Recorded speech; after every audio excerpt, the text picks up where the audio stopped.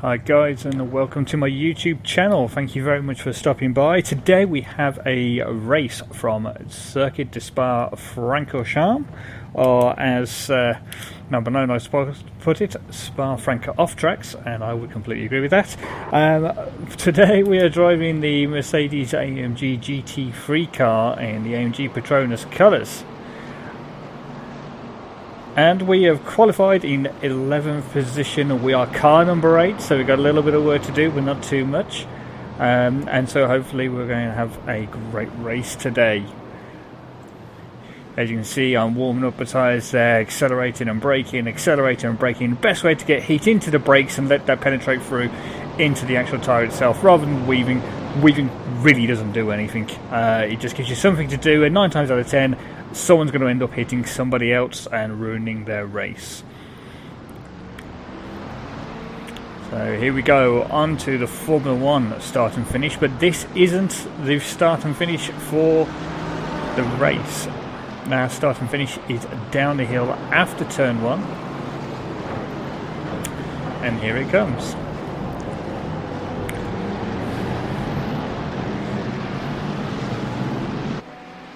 And green light has been given. We are off and racing. Down the hill towards the Mighty Eau Rouge. With just a hint of a lift through there. Get the car settled and make it through past turn 1. And we avoid the accidents.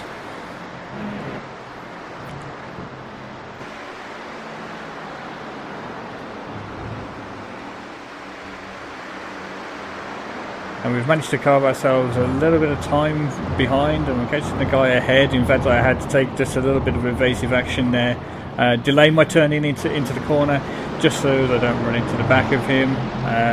It seems to come very early on the brakes, caught me quite by surprise.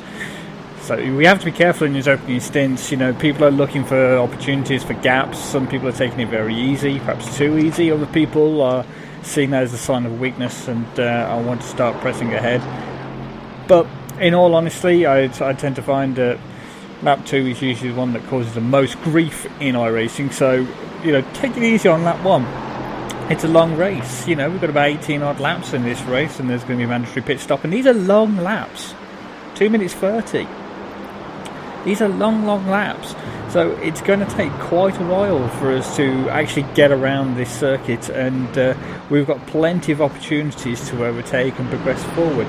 So my advice to anybody starting in iRacing, chill out on lap 1. Just play follow the leader for a little bit. Lap 2, again, you're starting to get into the swing of things. The temperatures are coming up, but maybe not still quite there. So, you know, hold back still, hold your line, just wait for the race to come to you, and then probably about lap 3 I start making some moves and start going forward. Then we get a great run out of here. He's been compromised. I'm going to take him down the outside, but can I get it stopped? Can I get it stopped? Yes, I can, but the guy is straight in front of me. Again, I had to take avoiding action, and I think there was just the slightest tap there as I came into the S's back onto the Formula 1 start finish. I apologise to Matthew because I just touched his rear. It was just enough to just unsettle him a little bit into the S's.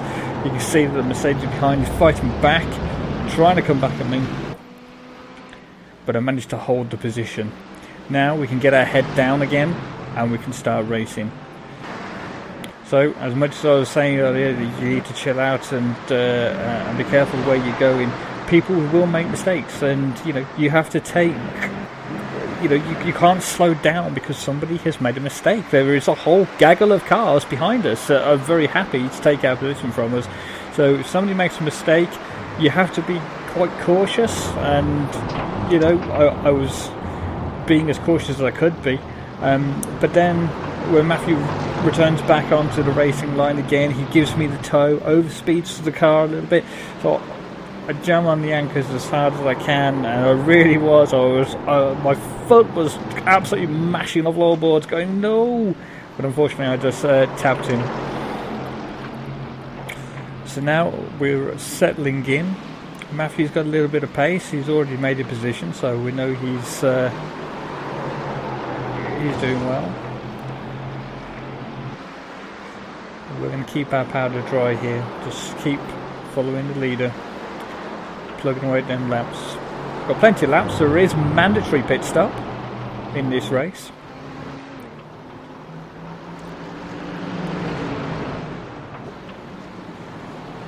The tyres come up to temperature nicely now.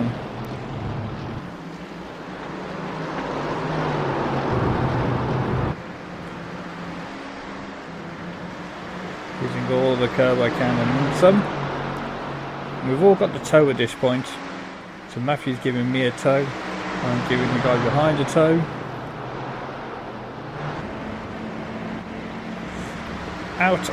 Right out onto the normal strips, carrying as much speed as we can.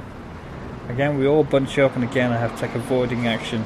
I just seem to have better brakes into that area and be able to brake later than the rest of them, which then causes me some problems. So ideally I need to hit the brakes sooner, but obviously with the pressure from behind, I'm not going to give in to that. Number 9 has a quick look there down the inside, thinking a half-assed opportunity, but to be perfectly honest with you, don't do it. Just don't do it. You know, you are racing for position here, and we all know that you want to get that position. He wants it, and I want it. If you've got an opportunity to take it, then take it. Go down the inside, just make it stick, see what you can do.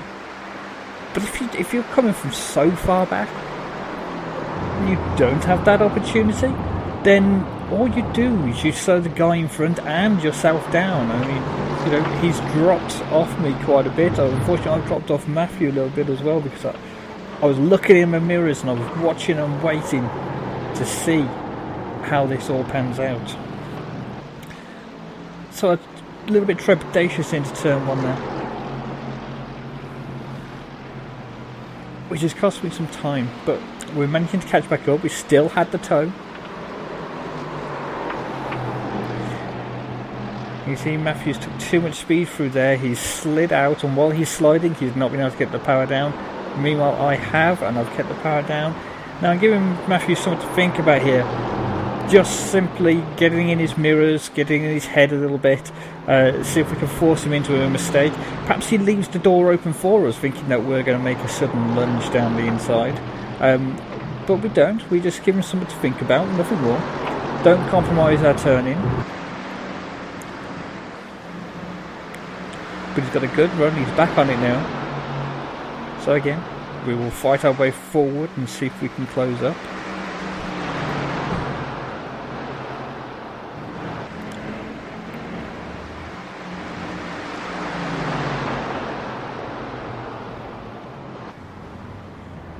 We are now up to P5.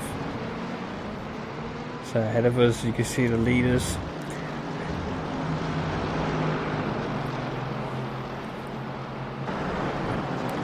Now this circuit, this car likes to eat tyres for breakfast, and so you really have to try and get the power down nicely, and exactly what I didn't do coming out of turn 1. Now the guy behind us is taking a quick look at me through a route that's never going to work. Even if he did, we'll just both end up dead. So of course now he's got the tow. He's got behind me, he's got the tow. And what I'm trying to do here is hopefully just keep that tow going for the car in front. He takes a quick look again. He's come out the slipstream. He's had to brake earlier and move across the track, warming his tyres up. He's fell right off me. If he'd have just stuck behind me, he could still be right on my backside right now, giving me something to think about, maybe forced a mistake out of me. But he's backed off. He's created the problem for himself now, so we're going to carry on moving forward. We can see the guys ahead of us. The Ferraris have been battling, bringing them back to us, and the Mercedes chasing pack here. Quadruple Mercedes pack, followed by a BMW, all chasing down the Ferraris. We're putting the power down, trying to catch up. You see that the guy ahead has caught up now.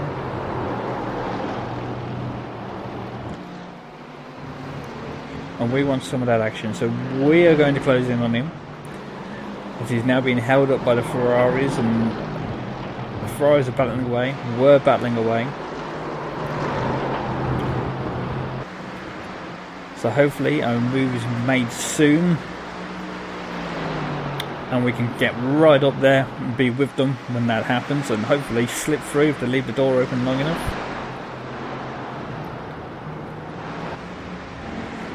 Way too wide out of there, missed the apex, and instead of causing any hassle, I'm going to let him go by. Gather myself back up. The BMW's managed to pass the guy behind, so we're now back down the place, but we're going to move forward. We are going to focus our efforts again. We just made one mistake, and that's all it took, is just one mistake. This is how close the racing is in the BlancPain Sprint Series. One mistake, and luckily we've only lost one position, but it's okay. We're in the tow. We've let him have the position nicely. We didn't fight it out doing the late braking maneuvers or anything like that. We've got plenty of laps ahead of us. I get a good run through Eau Rouge, out onto the top, out onto the back straight. Down front of weaving around a little bit. I'm going to take a look here because I think I can do it, but he brakes very, very late, and I haven't got the opportunity to take the speed through the corner. And I really did think that I'd have the opportunity to do that. He's not been massively great on the brakes at the end of the straight there, so I really did think that it was going to be able to throw it down the inside and make it work. But that's okay. We've got a long, long way to go, so we're going to carry on. We're going to take care of our tyres. Our tyres are our greatest asset here, and a lot of people will set their car up and go very, very hard on the tyres. And that means that the tyres will degrade very, very quickly.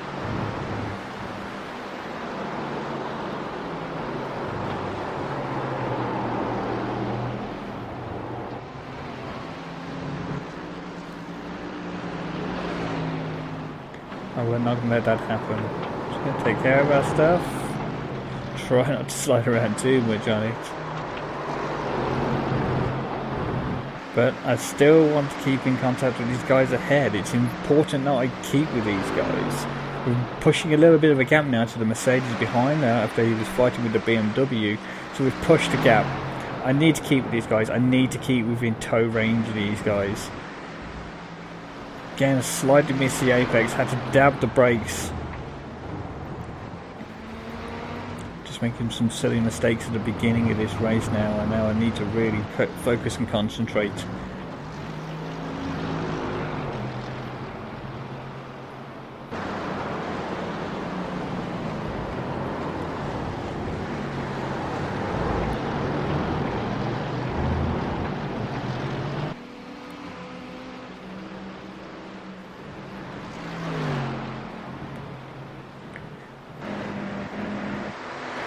Through Eau Rouge, out onto the back straight. You can see that they've managed to pull a bit of a gap on me, so I need to work hard now. I need to just focus all my energy, keeping in that draft as best I can. If that car moves out, I need to move out. I need to be part of that draft. I need his draft. I need the overspeed to enable me to run through. But it was a huge accident, massive accident, and I managed to get through. I managed to get through. The Ferrari and the Mercedes, both involved in that accident. They've got some very, very big damage there. I managed to sneak through, so it's 2 places gained now on the back of somebody pushing too hard or having a go.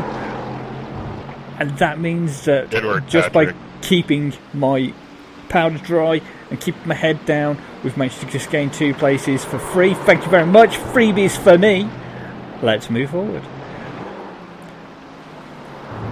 Okay, as you can see that the Ferrari in front is sporting a little bit of damage on that right front corner, and he loses it going around the side. Brake hard to avoid hitting each other. I had to take to the grass, but unfortunately he just clipped me, and he's done some damage to the front of the Mercedes. Went onto the grass to avoid the contact. Unfortunately he rolled forward just as I was going by.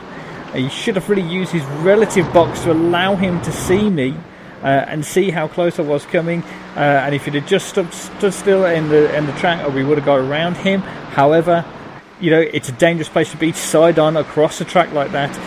Now I am affected by the damage that's been done to the car. just pulled the wheel out of alignment, so I'm dragging it across. I leave plenty of room for the Mercedes behind. I don't want to hit him, no more accidents. Just got to keep my head down now and see if I can recoup things. If I can drive around the problem, then I can still get a good result out of this. He's taking down the inside. I'm just going to try and just keep it as best I can, because I know that I've got some speed, and I'm thinking that if I can keep it going down here, perhaps the BMW will come into play and give me a bit of breathing space. The car, for the majority of it, feels okay. There's no massive dramas there. It's not jigging me around too much, but I am losing speed down the straights just simply because the wheel alignment has just been caught. BMW seems to have just eased off a bit. I've managed to keep hold of the position again. He keeps throwing it down the inside, and the problem is I'm defending hard, because I think I still have the pace to keep ahead of this Mercedes, and that is the reason why I'm defending. And if I could just get some time to get through these corners without having to defend, I could start bridging the gap again. But he knows he has to attack. He knows he's got his best opportunity he's had since the start of the Grand Prix. He knows he's got to attack. Managed to put just a little bit on him there, but he's still inside my toe, and he gets a good run through there. Hopefully I can bridge the gap and put the hammer down.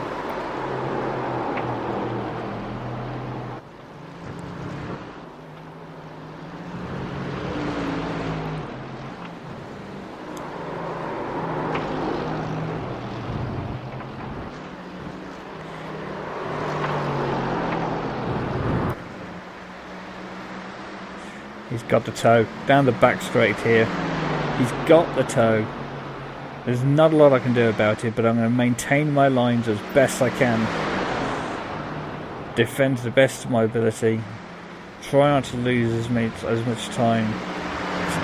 I really do believe that if I can get out of the toe, then I am faster than this Mercedes. Even with the damage that I'm taking, I can still set some decent lap times.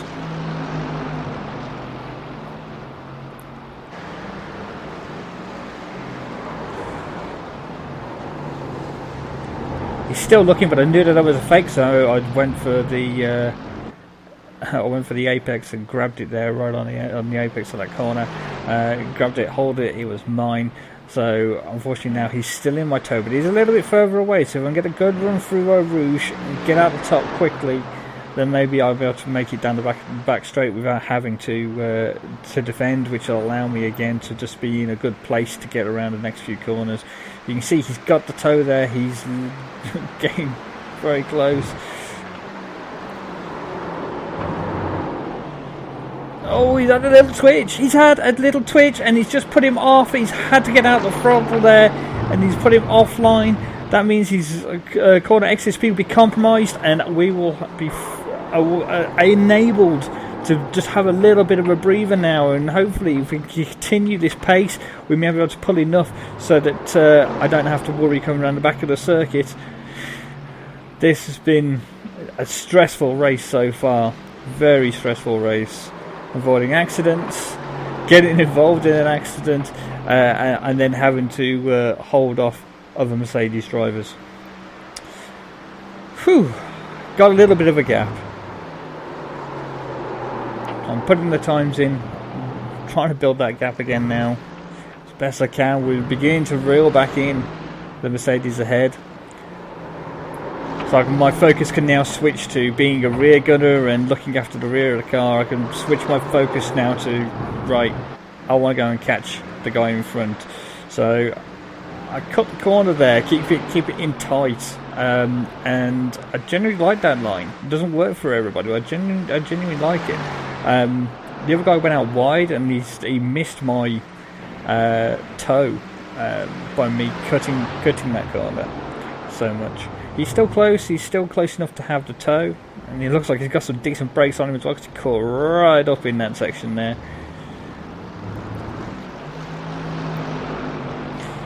The damage now beginning to affect my tyres and overheating the tyres slightly, so I'm having to just try and manage them as best I can at the minute. Whoa, big slide there, big slide. Managed to gather it all up, but he's lost some critical performance coming down the straight there into Eau Rouge. Just give me a little bit of breathing space now so I can concentrate on just getting down the straight without having to worry about it.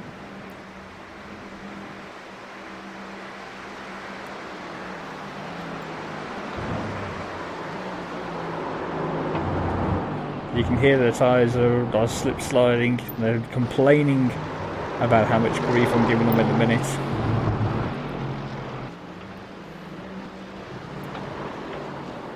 But I really want to just build a gap if I can and concentrate on getting to the guy in front.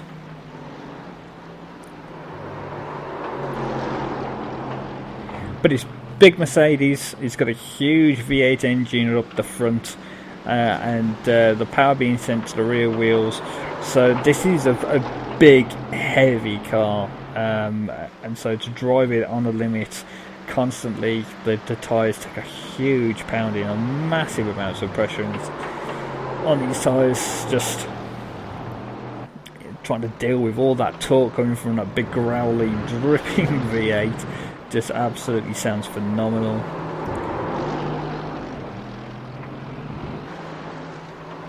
You can see we've managed to pull that gap now. Got a little bit of a gap, which we did before. Just hope that we can keep it and get a decent run in to the final chicane and not lose too much time to the guy behind. There we go. That was a good round that corner out onto the rumble strips. Carried decent speed. And there we go. These final two corners here. Yeah, it's perfect. So we've managed to give ourselves a bit of breathing room now, and now I can focus my attention ahead again. Back to the 6th place car. It shows I have the speed if I can just keep the car in good condition and try and manage the issues that I've got right now. I can keep the car in good condition. I can catch the guy ahead even without his toe. So I know I'm faster, so basically I've got to get my head down and get ahead of this guy in front. So let me tell you a bit about me, because you don't know pretty much anything about me. I've been iRacing now for a little over a year. I have recently started a team with a couple of members, and we've recently expanded those members. So we have Screw Loose Racing is our endurance team name, so the GT3 Endurance, BlancPain series and special events held by iRacing are being challenged by Screw Loose Racing, and basically we meet up virtually every night, and we talk online through Discord, share setups, and that's me going way wide as the tyres are just complaining about how much grief I'm giving them. But if I want to move forward, I've got to do it. So, Screw Loose Racing, we've had some decent results as we've challenged for one season now in the Endurance series. We put a lot of effort into our practice and our setups, etc., and we've got some decent results. Pascal and the rest of the team have been working really hard.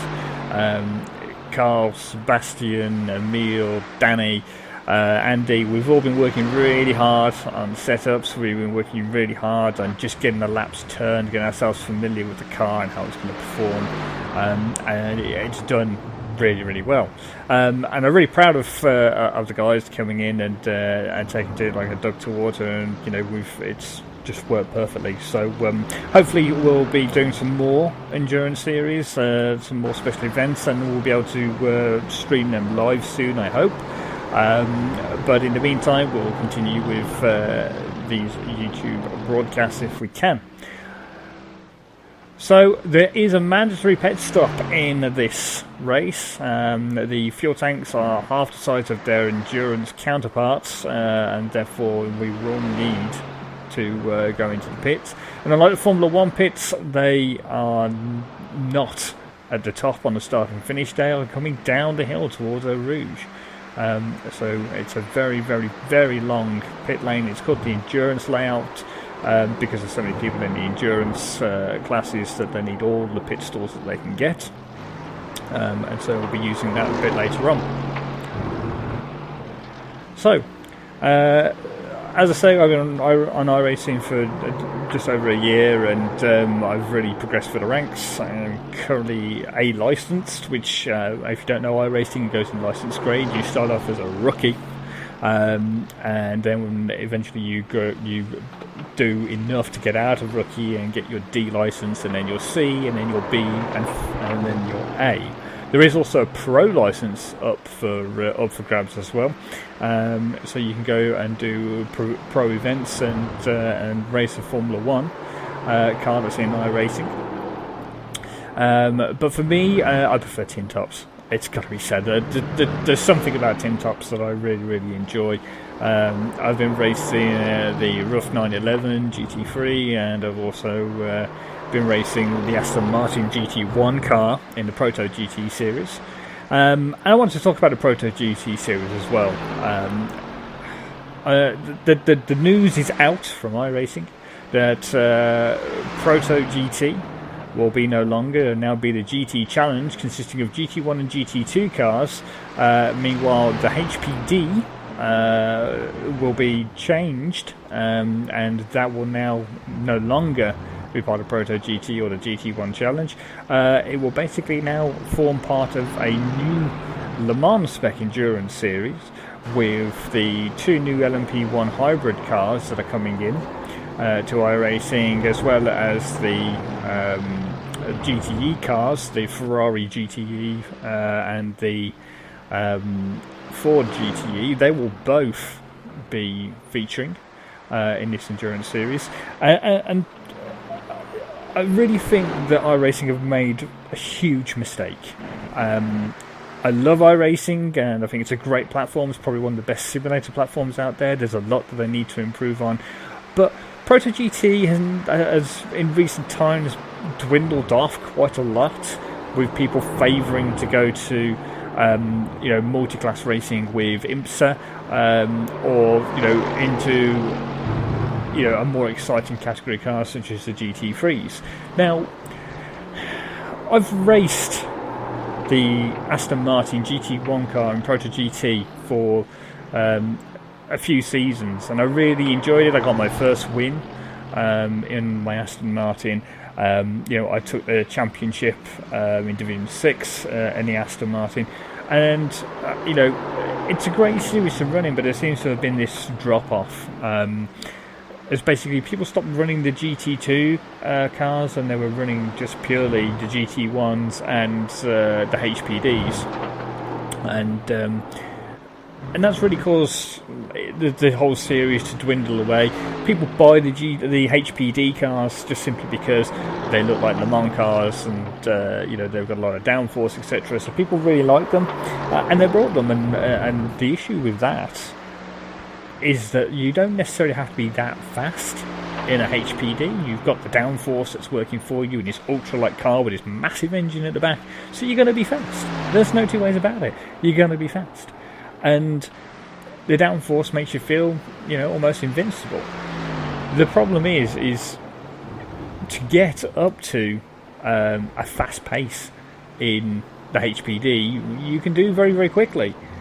But to get into, that last 1.5 second that you need to find to be really, really competitive, that's where the skill comes in. And the problem is people are just buying these cars, and they don't have the skill. They don't have the skill necessary to get them where they need to be. And this has led to a lot of silly accidents in the HPDs. I've had races where my Aston Martin has been faster than the HPDs, and that shouldn't be. It just shouldn't be.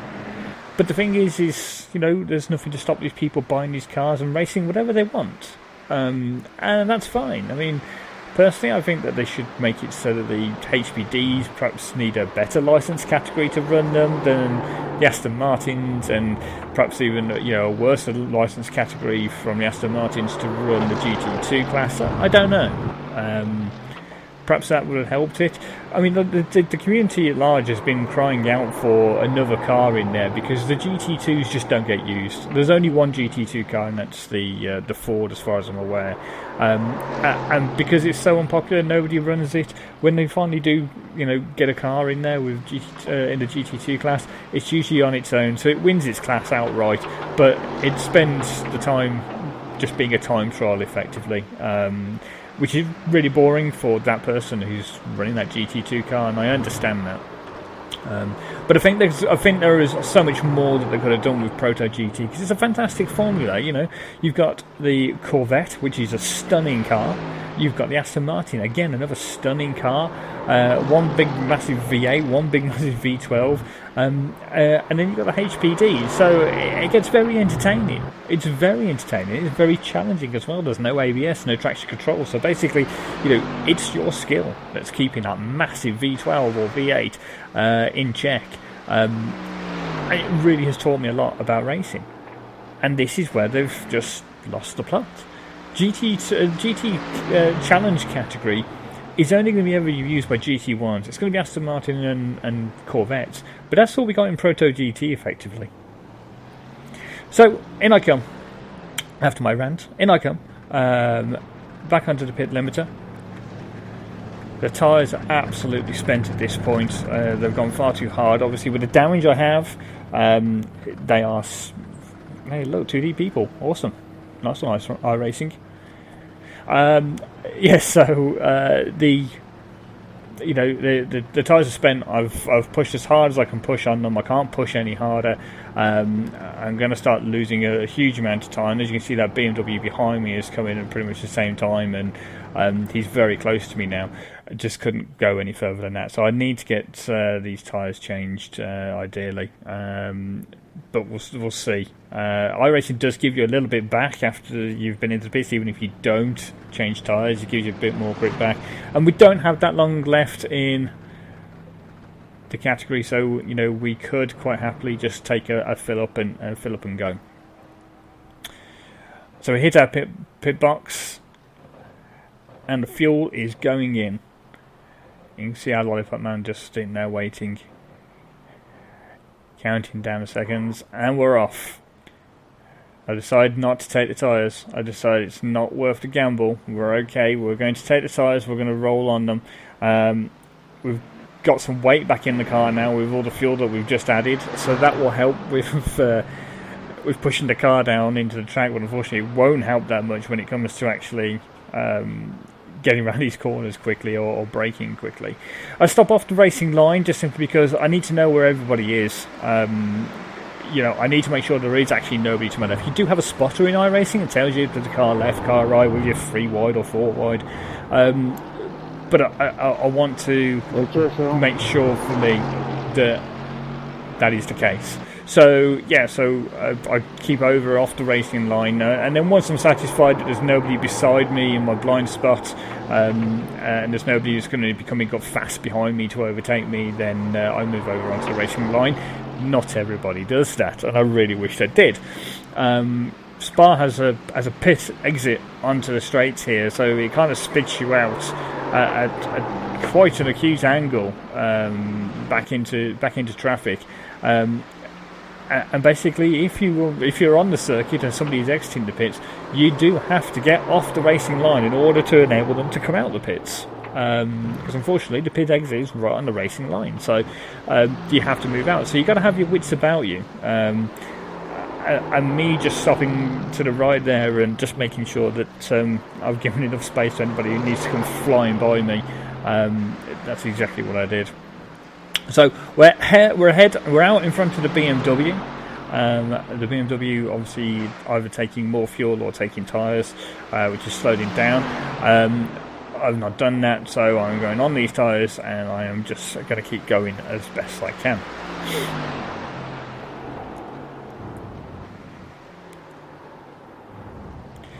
So the new GT1 challenge, I really don't think is going to work on iRacing, and the Proto GT will be dead. Long live Proto GT, and a new formula will be in the mix with the Le Mans Endurance guys, basically. So the two new cars that are coming to iRacing, the LMP1 hybrids, is going to be the Porsche and the Audi, and we're waiting on those to be released. And once they are released, this new formula will also contain the HPD. Here we go. There's a car to the right. There's the pit exit just there now. So you're on the racing line when you hit the pit exit. So you have to try and get out of the way. So we've managed to leapfrog the guy in front. We've managed to, you know, he before we pitted, he was off the circuit, and he's obviously not had a great time while we've been pitting. So we've managed to pit and get out ahead of him. So we're fueled. He may have taken tyres, I'm not sure, but we are just having to put the hammer down now and try and keep that gap as best we can.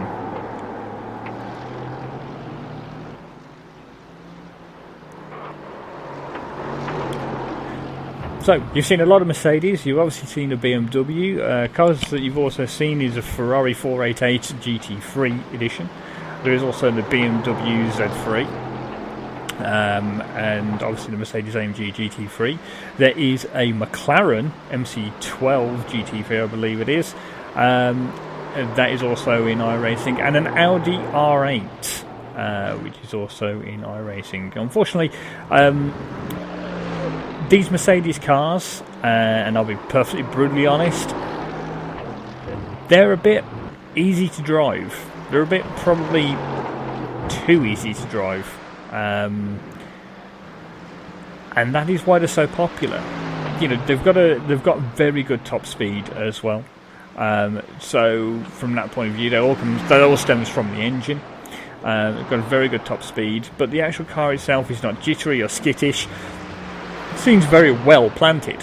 So what we've got here is a very well planted car with high end top speed, and that makes a very popular choice. Now, people have been complaining in GT3 that it's the Mercedes Cup.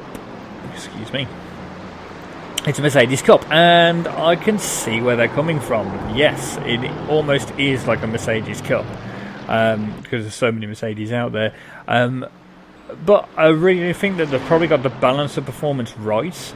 I just think that the car's probably a bit too easy to drive, and I think they probably need to make it a little bit more difficult. I don't know how realistic that is or not, and if that is the case, then why are the other genuine, you know, real life GT3 cars so, you know, out there doing their thing? If the Mercedes want to switch to, you know, why don't we see more Mercedes? And I just think that in iRacing, I think that the Ferrari, and I think that the Audi and the McLaren, I think that if you had a really good setup and you actually spent the time to develop your racecraft and getting to know the car, etc., I honestly think that you would find that they are a match for the Mercedes. You can see that the tyres are going off now. We didn't have time to take the tyres, so we couldn't do it. So we're struggling around. Our tyres are complaining, and they really, really don't like this. I'm sliding, I'm understeering, which means I'm having to take the corners slower, and he's just catching me up. And you can see now he's right in my toe. So maybe he took tyres at the pit stop, which is giving him the advantage. You can see he's far, far quicker than us.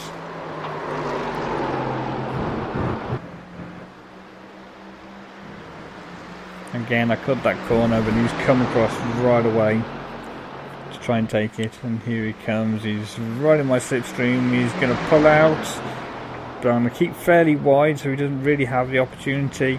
He's going to have to slow down a little bit more than he wanted to. Let's give me a bit of a breathing space, and now I brake as late as I dare and get the car stopped. Unfortunately, because of the tyres,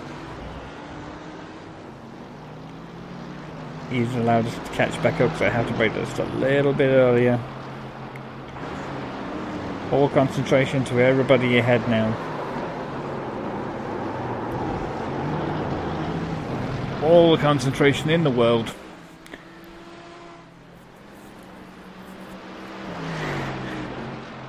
Got the guys ahead of me. Maybe I'll be able to use their slipstream if I get close enough.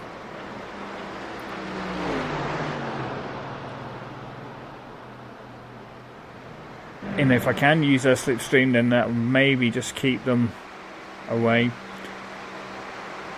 can see the Audi R8 there. I really do love the sounds of these cars. They're just, they've got this dirty V8 sound coming out of the Mercedes, followed by this high-pitched whine from the V10 of that Audi R8. It's gone wide. Oh no, this is not what I need. He's compromised me on the exit. I've had to slow down so I don't slide onto the racing line like I usually would do, and that's allowed the guy behind to catch up. Oh no, that's just ruined it. That Audi R8.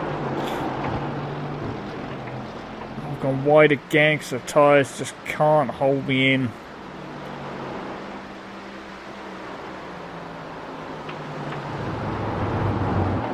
He's closer than he's ever been now, so he's going to have a really good run up the back of the circuit onto the start and finish.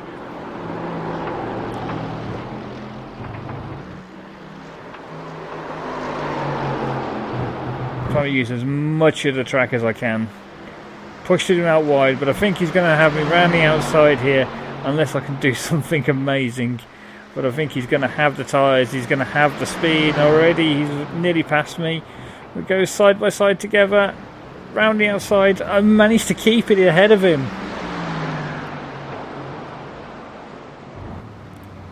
And we hit the brakes. And the final corner back onto the start and finish straight.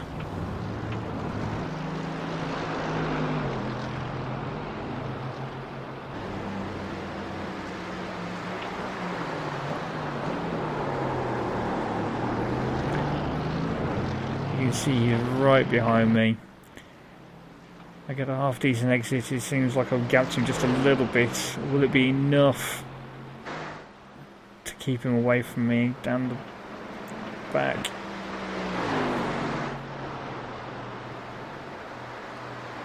He's going to be in my slipstream. He's going to be enjoying that.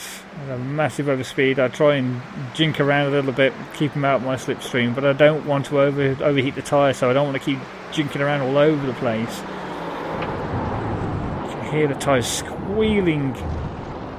My God, the tyres do not like this. And he's off! He's off! He's off! He's just overcooked it and spun the car around coming out of one of the corners there.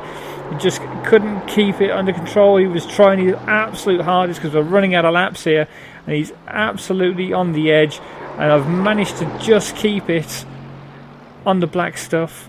I'm now looking in my mirrors thinking, where is he? Where is he?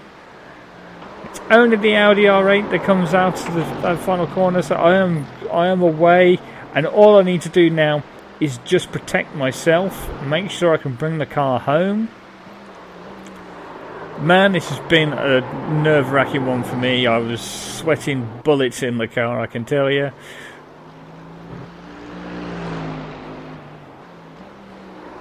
P6, it's not a win, but I tell you what, this has been so exciting. Just so absolutely exciting for me. Every lap I've been looking in my mirrors, looking at the times on the dash, looking to see what's going on with the people around me, having to plan my race and prepare for it, and try and deal with whatever unfolds in front of me. It's been just an absolute stressful race, and I was absolutely exhausted. And a couple of cars have been short fueled. They haven't got enough fuel to finish the race, and I've managed to take them on the line. And that's it. I've managed to get them before the end of